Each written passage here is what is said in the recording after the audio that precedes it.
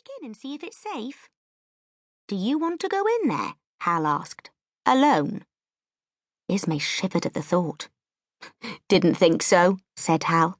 "You're scared." "Aren't you?" Ismay said.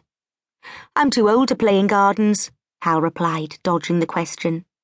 In truth, he was just as scared as any of them. "Don't tease her," Tarmin told Hal. "I'll go," Ismay said suddenly. "Into the garden, right up to the house. You may be scared, but I'm not." Tarmin looked at her. Ismay was one of his best friends. What if the stories were true? What if she never came back? He couldn't bear the thought of never seeing her again. So he said, "I'll come with you." Hal sneered. "I bet you won't. I bet you'll just climb over the wall, hide for a bit and then come back. You won't go up to the house at all." "Yes, we will," Ismay insisted. "We'll prove it too." "How?" Hal demanded. Ismay frowned. She had no idea, but Tarmin did. "The silver tray the old man and woman used to put out with sweets on it," he said. "It was always on the table in the drawing room near the window." "What about it?" Hal asked. "We'll go into the house and bring it back to show you," Tarmin told him. "That's right," Ismay agreed.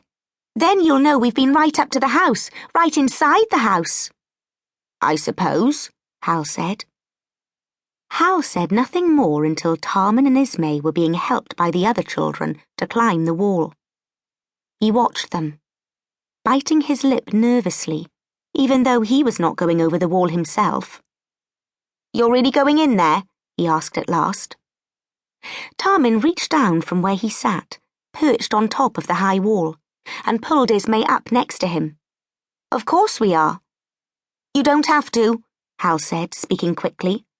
"I was just teasing. It could be dangerous. What if something really did happen to the others in there? What if it happens to you?" "Then I guess we won't be coming back," Ismay told him. "And if we don't come back," Tarmin added, "make sure no one else follows us. Ever. All right?" "All right," Hal said. "Good luck," he added, as Tarmin grabbed hold of the branch of a tree and started to climb down into the garden.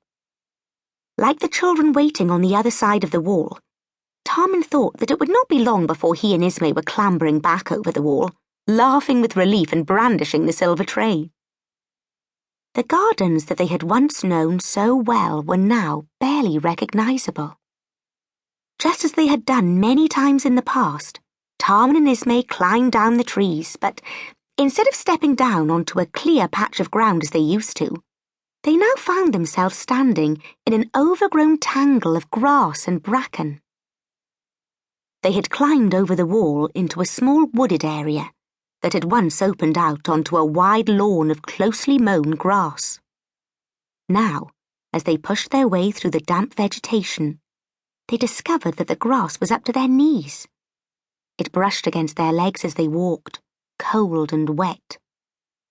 They could see the house in the distance. It rose up above them on the terrace, but while it used to look friendly and inviting, it now seemed dark and forbidding. Beyond the overgrown lawn was a formal garden with a fountain at the centre.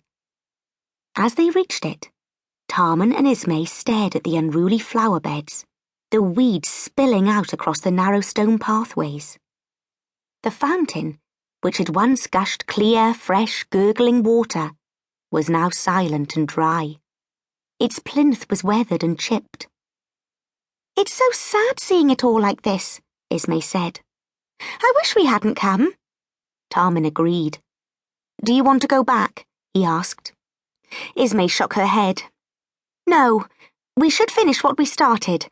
Let's get to the house, find the tray, and then get out of here." The two children followed the path through the formal garden.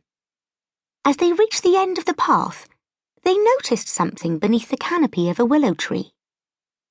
There, hidden under the branches which dipped low and cast deep shadows, stood a dark figure.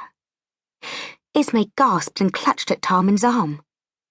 Tentatively, they stepped closer and saw it was just a statue. I don't remember